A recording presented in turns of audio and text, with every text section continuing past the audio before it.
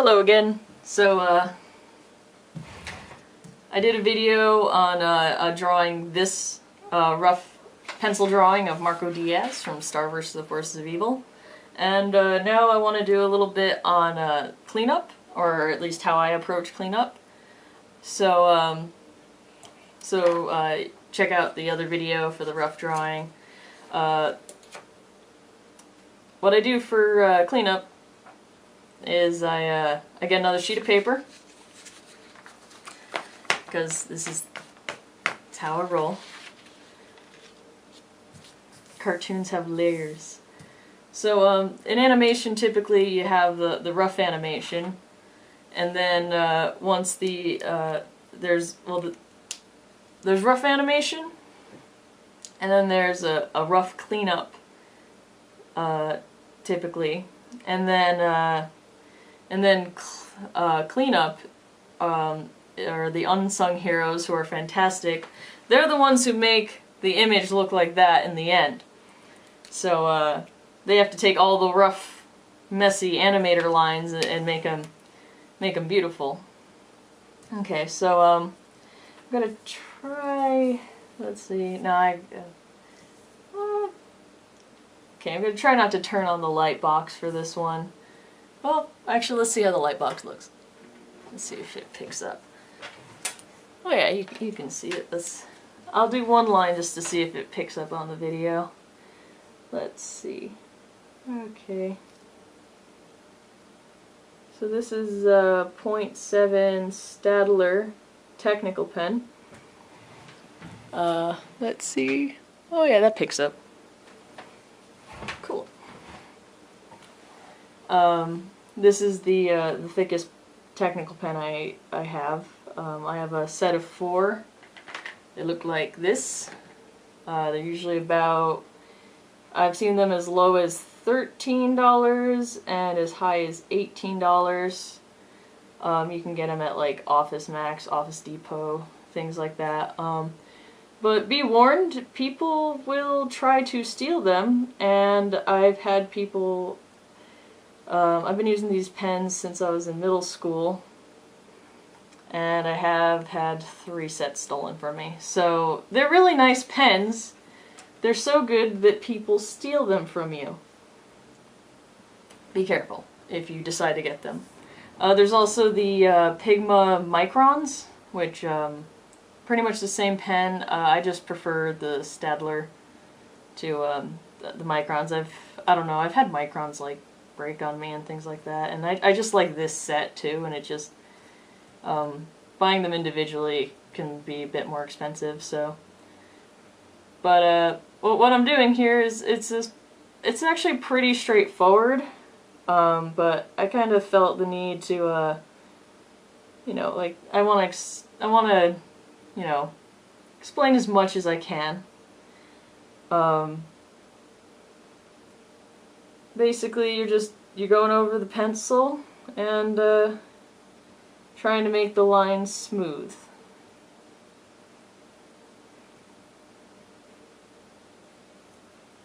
And at this stage, line thickness is very important, which is why I'm using the .7, because I want to kind of keep the line consistent, and the line is a little bit thicker along the outer edges.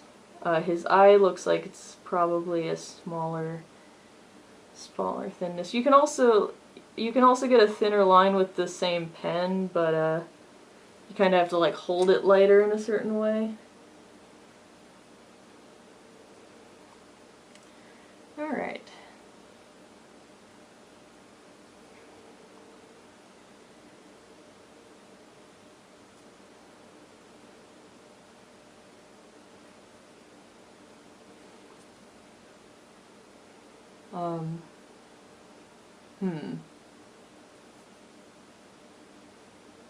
Feel like I should be saying more stuff, but pretty self-explanatory. I'm kind of looking at the lines from the reference and trying to match the line thickness and variation. So this you can also double over your lines. I do that a lot because it makes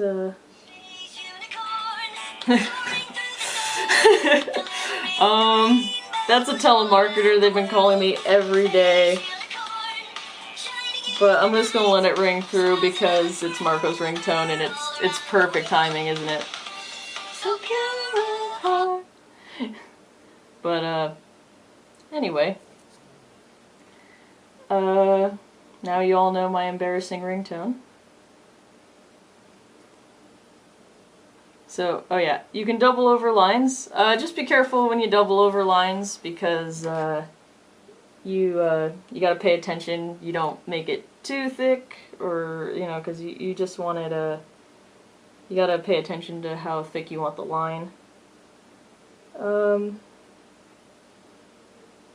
Again, don't be. I said this in the rough drawing video, but it also applies here. Don't be scratchy with your line. Like don't keep lifting and doing that sort of thing for this. For this kind of cleanup, or honestly for most drawing, you don't want to do that unless you're doing some sort of texture. You generally want to just pick a point and kind of drag, I guess is the way to describe it. Or you start at the top and pull down. The more times you lift the point, the more likely you are to not be able to match where you were last. So, and the smoother your line will be. It takes that takes practice, but it's important to try and keep in mind. Just try not to lift your pen a million times. The way I learned not to lift my pen a lot was actually I had this friend. Well, he was a friend of my sister's actually, and he was this Russian guy. His name was Viktor, and Viktor he helped me get my first version of Photoshop, and he was teaching me how to use it because I'm from a small town in Connecticut where nobody really knows that people actually do make cartoons for a living. That's kind of a shock to people.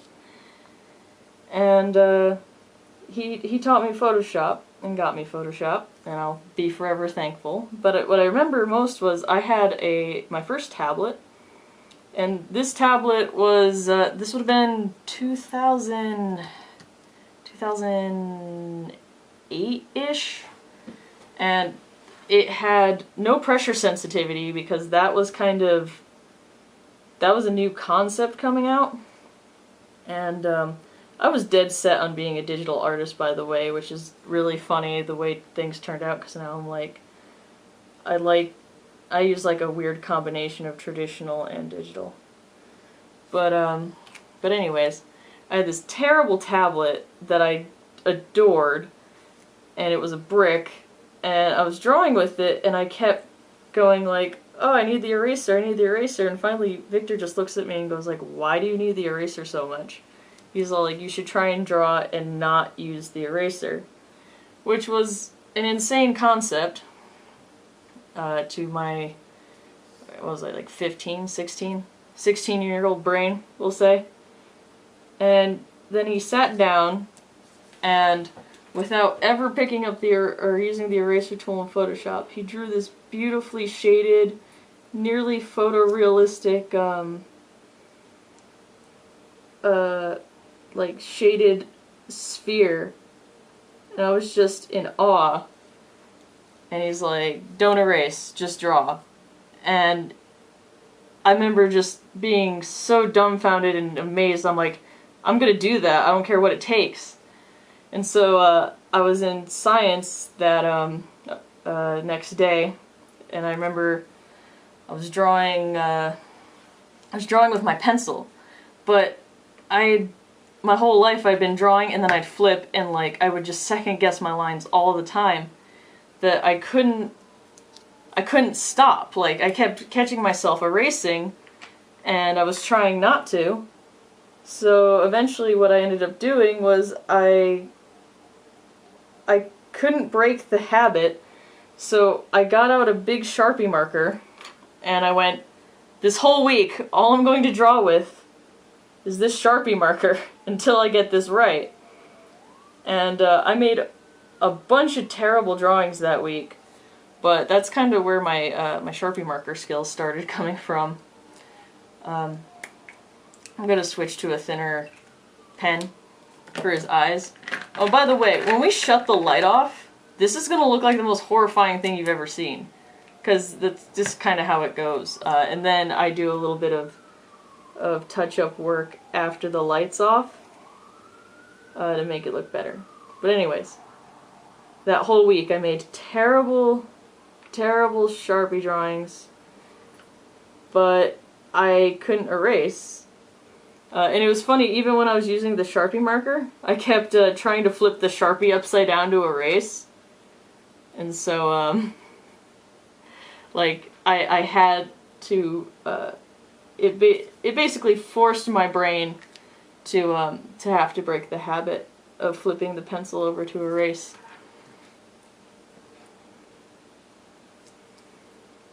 I did that. There's that first week where everything I drew was terrible, and I remember just being totally disheartened about the whole thing. But then, as time went on, I was able to, I turned my mistakes into part of the drawing, and then from there, I just kind of realized the concept of mistakes is an illusion. Because you can always, you can always fix, even if you're drawing in pure Sharpie, you can always fix something, but it's important to learn to not keep second guessing your line and get a confident line. And that's, you may have heard that in other videos, drawing videos, because I hope you're watching a lot of drawing videos if you're wanting to learn. More than just one source is very important. But they'll say your line has to be more confident. That's essentially what they're talking about, is you're not constantly erasing, you're actually going through and you're making a nice smooth line. Okay. So, alright, let's get ready for the horrifying truth of what this looks like. Oh, well, okay, for once it doesn't look as horrible as it usually does. Normally, it looks really horrifying. So, what I do from here, though, is when you have the light box on for whatever reason, it actually, like, throws off something with the line. I'm not sure exactly the scientific thing it does to your eyeball, but it does. So I'm gonna go ahead and fix this. And by fix, I mean like touch up. Alright, so put the rough drawing away now. Maybe I should do a little compare. Whoa! It's like magic! But anyways, it's not like magic, it is magic. So, there's your cleanup. And I put another sheet of paper underneath because this is copy paper, so it's gonna bleed. Which is another thing I learned that week when I was starting to draw with Sharpie markers.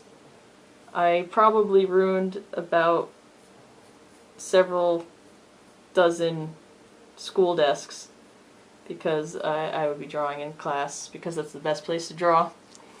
And I would get Sharpie all over it.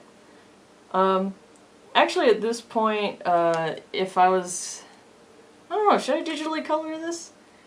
Yeah, I think I'll digitally color this to demonstrate some of that too.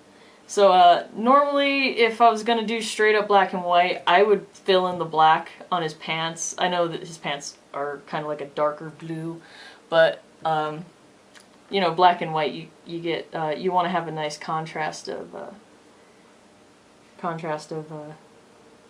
black and white. You don't want to just have it all be white. But I'm gonna digitally color this because I'm feeling brave. So at this point, I'm just gonna fix up the line art so it looks the way I want it to. I mean, I don't really like a super clean line, and truth be told, the super clean line is a myth. Okay, maybe it's not a myth, but I don't know, like, people tend to like a little bit of texture. So I like to go over my lines and kind of vary the weight of the line is what they call it. I think it just makes it a little bit more visually interesting. So at this point it probably doesn't look like much is going on, but it does make a lot of a difference to the final. And yeah, color in your mold. Okay.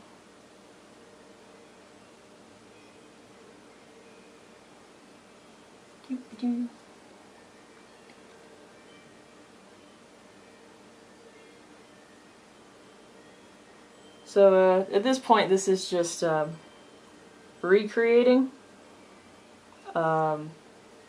Obviously, most of you know I can invent poses as well with pre-existing characters. That's kind of a little bit of a separate thing. I'll definitely be doing something on that though, because I think it's kind of more what people want to do. I don't think people just want to copy screenshots their whole life. But and I agree, you definitely shouldn't. But it's important if you can recreate something, that's a good step, because it means you can break it down and then you can invent your own new poses. So it's just kind of part of the learning process. Even my cleanup lines are messy, I love it. I can't stand perfectly clean lines, they bug me. Alright then. I think that's about good there.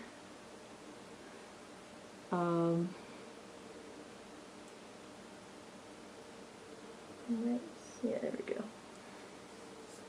There you go. I like that one. I think that's good.